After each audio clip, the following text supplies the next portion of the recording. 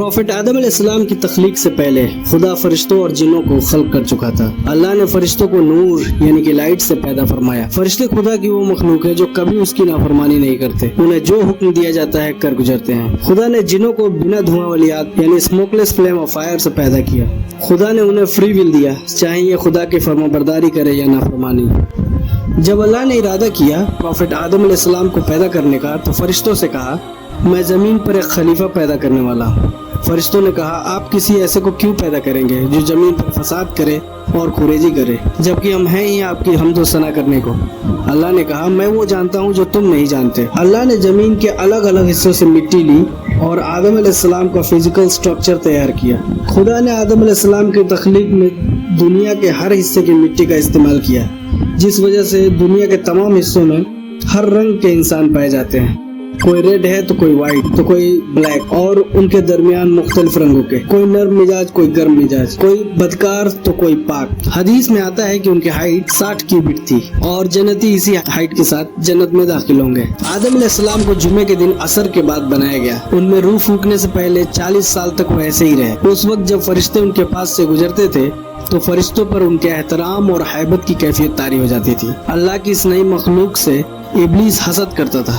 وہ ان کو دھکا مارتا اور کہتا تھا، تم کچھ نہیں ہو، اگر میں تم پر حکومت حاصل کر لوں تو تمہیں برباد کر دوں گا، اور اگر تم مجھ پر حکومت حاصل کرتے ہو تو میں تمہارا کہنا کبھی نہیں مانوں گا۔ جب وہ وقت آیا اللہ ان میں روح پھونکتے تو اللہ نے فرشتوں سے فرمایا کہ جب میں اس میں روح پھونک دوں تو تم سب اس کے سامنے سجدے میں گر پڑنا۔ پھر اللہ نے ان میں روح پھونکی اور انہیں جیتا جاگتا انسان بنا دیا، اور یہیں سے انسان کے ایگزسٹنس کی شروعات ہوئی۔ جب روح ان میں پہنچی تو انہیں چھینک آئی تو انہوں نے الحمدللہ کہنا چاہا، چنانچہ اللہ کے اذن سے الحمدللہ کہا، جس کا مطلب ہوتا ہے ساری تعریفیں اور شکر اللہ ہی کے لیے ہے۔ پھر ان سے ان کے رب نے کہا، اللہ تم پر رحم فرمائے۔ اے آدم، فرشتوں کی بیٹھی ہوئی جماعت کے پاس جاؤ اور ان سے السلام علیکم کہو۔ انہوں نے ایسا کیا۔ فرشتوں نے جواب دیا، وعلیکم السلام ورحمۃ اللہ۔ پھر وہ اپنے رب کے پاس لوٹ آئے۔ اللہ نے فرمایا، یہ تمہارا اور تمہاری اولاد کا طریقہ سلام و دعا ہے۔ اب کہانی کے اس حصے میں آتے ہیں جہاں ابلیس کا واقعہ ہے۔ جب اللہ نے آدم علیہ السلام میں اپنی روح پھونکی تو جیسا کہ حکم ہوا تھا سارے فرشتے سجدے میں گر گئے، لیکن ابلیس نے سجدہ نہیں کیا۔ خدا نے کہا، میرا حکم ہونے کے باوجود تم نے سجدہ کیوں نہیں کیا؟ کس چیز نے تمہیں سجدے سے روکا؟ تو ابلیس نے کہا، میں ان سے بہتر ہوں، آپ نے مجھے آگ سے پیدا کیا اور انہیں مٹی سے۔ اللہ کو اس کے جواب پہ بہت جلال آیا۔ خدا نے کہا، یہاں سے نکل جاؤ، یو آر ٹرولی کرسڈ۔ اب یہاں ابلیس نے معافی نہیں مانگی بلکہ کہا کہ خدا مجھے اس وقت تک مہلت دے جب لوگ دوبارہ زندہ کیے جائیں گے، جس طرح تو نے مجھے بہکا دیا میں بھی انسانوں کو گمراہ کروں گا، اور تو ان میں سے زیادہ تر لوگوں کو گمراہ پائے گا سوائے چند جو تیرے چنے ہوئے بندے ہوں گے۔ اللہ نے آدم علیہ السلام کو خاص صلاحیتوں سے نوازا تھا، جیسے free will, reasoning, power of perception, creativity etcetera. ایک دن آدم علیہ السلام سو کر اٹھے تو دیکھتے ہیں کہ ان کے پاس کوئی کھڑا ہے اور انہیں دیکھ رہا ہے۔ آدم علیہ السلام نے پوچھا، آپ کون ہیں؟ انہوں نے جواب دیا، میں ایک عورت ہوں۔ آدم علیہ السلام نے پوچھا، آپ کو کیوں بنایا گیا؟ انہوں نے کہا، تاکہ آپ مجھ میں سکون حاصل کریں۔ فرشتے انہیں دیکھ کر حیرت میں تھے۔ فرشتوں نے آدم علیہ السلام سے پوچھا، اس عورت کا نام کیا ہے؟ آدم علیہ السلام نے جواب دیا، ہوا۔ تو فرشتوں نے پوچھا، ان کا ہوا نام کیوں ہے؟ آدم علیہ السلام نے جواب دیا، کیونکہ یہ کسی زندہ چیز سے پیدا کی گئی ہے۔ آدم نیو آزادی سے جنت میں رہتے تھے۔ خدا نے حکم دیا، جو چاہے کھاؤ پیو، مگر اس پیڑ کے پاس مت جانا ورنہ گنہگاروں میں سے ہو جاؤ گے۔ وقت بیتتا گیا، شیطان نے ان میں وسوسہ ڈالنا شروع کر دیا۔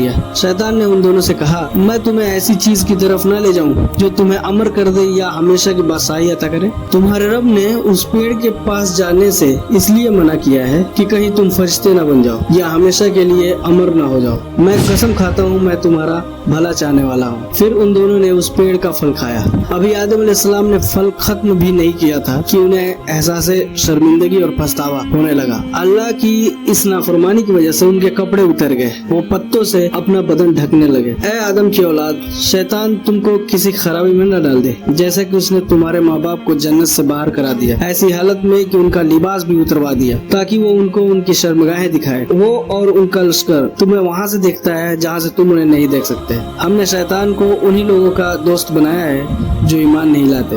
پھر اللہ نے انہیں دنیا میں بھیج دیا۔ خدا نے کہا، اتر جاؤ، تم ایک دوسرے کے دشمن ہو، تمہارے لیے زمین پر رہنے کی جگہ ہے और खाने पीने का सामान एक वक्त मुकर्रर तक, और कहा वहीं तुम जियोगे और वहीं मरोगे और उसी से निकाले जाओगे। आदम अलैहिस्सलाम शर्मिंदा थे उस गुनाह की वजह से और हमेशा पछतावा में डूबे रहते थे। तो अल्लाह ताला ने उन्हें दुआ सिखाई, रब्बना ज़लमना अनफुसना व इल्लम तगफिर लना व तरहमना लनकूनन्ना मिनल खासिरीन। उन्होंने ये दुआ मांगी तो अल्लाह ताला ने उन्हें माफ कर दिया। फिर आदम अलैहिस्सलाम ने दुनिया में किस तरह से जिंदगी बिताई और उनके बच्चे हुए और फिर उनके साथ क्या मामला पेश आया, इस कहानी को हम किसी और वीडियो में डिस्कस करेंगे इंशाअल्लाह।